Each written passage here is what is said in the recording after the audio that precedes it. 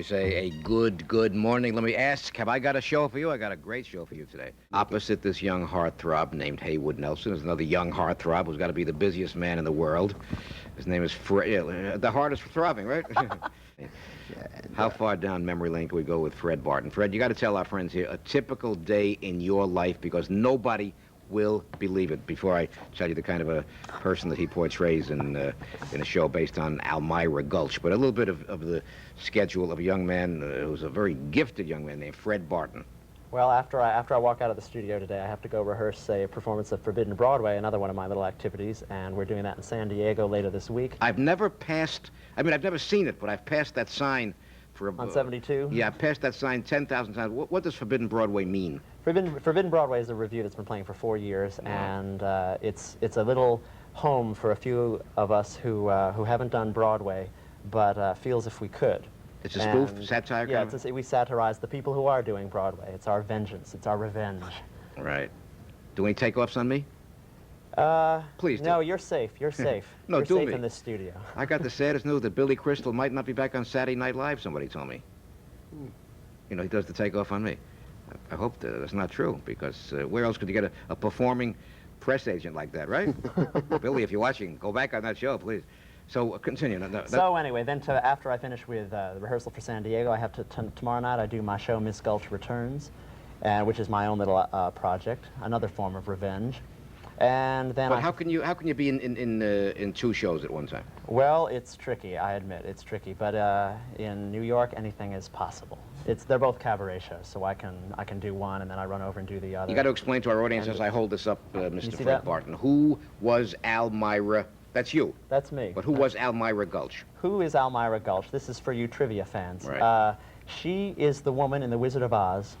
Remember The Wizard of Oz? Everyone sits down and watches it every year. And she rides in on a bicycle to take away Toto, who's Dorothy's dog. That's Margaret Hamilton. Margaret Hamilton played the role, right? And you only see her for about 3 minutes. She rides in, takes the dog, and rides out. Right. And then she turned into the Wicked Witch of the West. So I took the character before she turned into the Wicked Witch of the West and built a musical show around her. Gave her chance to express herself. Would you say that in real life she was misunderstood, or in fictional life she was misunderstood? Absolutely. Everyone laughs at her. When all the families sitting around their TV sets every year, they look at her and she rides in and they all laugh. And so I figured she'll take her off the bike, sit her down at the piano, and give her a chance to sing about her trials and tribulations. So you have fleshed out the misunderstood Elmira Gulch through your songs and sketches in that... Right, and the scary thing about it is that I'm finding my audiences identify with her so completely. I don't know what that says about how everyone's doing, but hook, line, and sinker. You portray the lady. Yep, that's me.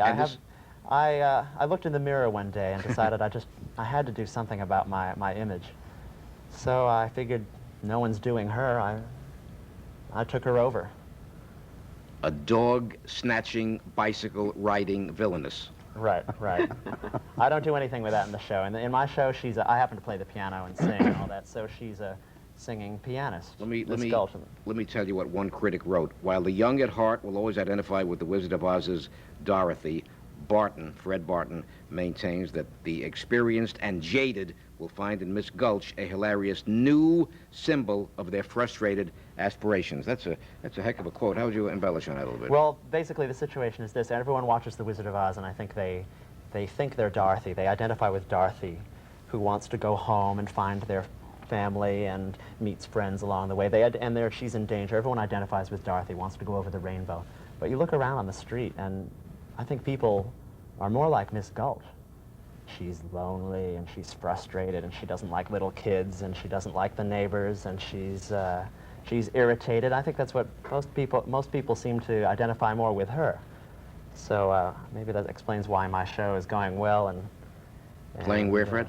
I'm at right now I'm at the Duplex, which is it's a cabaret in Greenwich Village in Sheridan Square, and it's about to celebrate its 35th anniversary.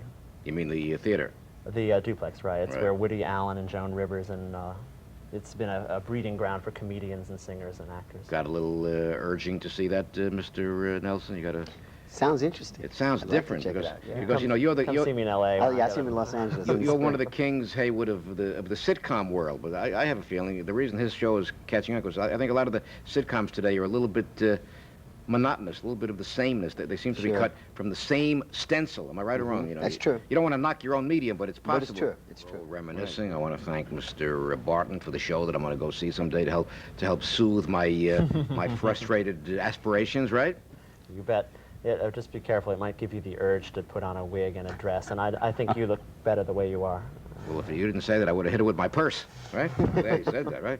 And I want to tell you that I'll be watching your show, which is called What's Happening on Heywood Nelson, Fred Barton, and the Trivia Man, and a lot of surprises yet to come, including today some how-to on healthy and beautiful hair. Hair today, gone tomorrow. Right? Be right back with some beautiful music by Larry Johnson. The program is only just beginning.